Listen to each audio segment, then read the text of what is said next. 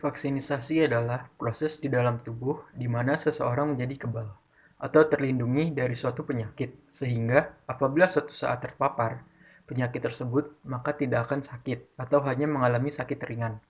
Sementara vaksin adalah produk biologi yang berisi antigen berupa mikroorganisme atau bagiannya atau zat yang dihasilkan yang telah diolah sedemikian rupa sehingga aman, yang apabila diberikan kepada seseorang akan menimbulkan kekebalan spesifik secara aktif terhadap penyakit tertentu.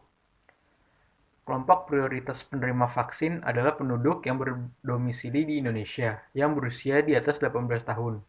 Kelompok penduduk berusia di bawah 18 tahun dapat diberikan vaksinisasi apabila telah tersedia data keamanan vaksin yang memadai dan persetujuan penggunaan pada masa darurat. Vaksinisasi bertujuan untuk memberikan kekebalan spesifik terhadap suatu penyakit tertentu, sehingga apabila suatu saat terpapar dengan penyakit tersebut, maka tidak akan sakit atau hanya mengalami sakit ringan.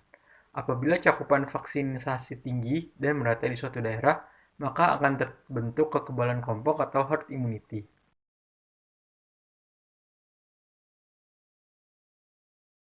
Oke, assalamualaikum warahmatullahi wabarakatuh. Kejadian ikut pasca imunisasi yaitu reaksi yang terjadi biasanya menandakan vaksin sedang bekerja di dalam tubuh kita. Sistem daya tahan tubuh sedang belajar cara melindungi diri dari penyakit. Nah, KIPI umumnya bersifat sementara, hilang dengan sendirinya dalam beberapa hari. Nah, ada beberapa gejala.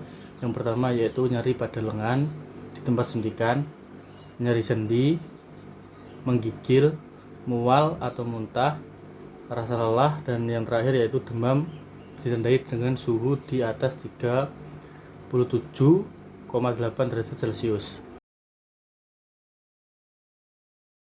Untuk pembahasan selanjutnya yaitu terkait kehalalan vaksin. Nah, fatwa kehalalan vaksin dikeluarkan oleh Majelis Ulama Indonesia atau MUI, dilansir dari beberapa website resmi MUI.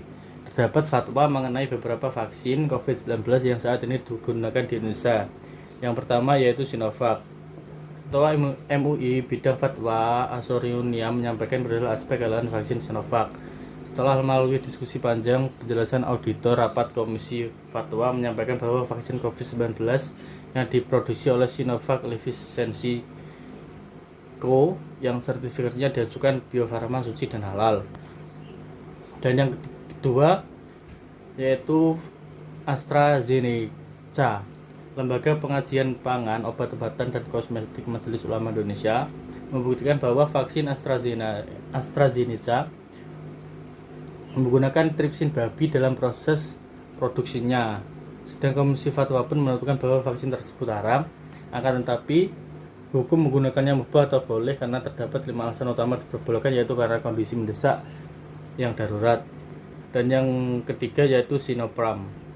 Ketua Fatma MUI Hasanuddin menyampaikan bahwa vaksin Sinopharm memiliki kandungan tripsin dari babi sehingga hukumnya haram, namun bisa digunakan karena dalam kondisi yang darurat.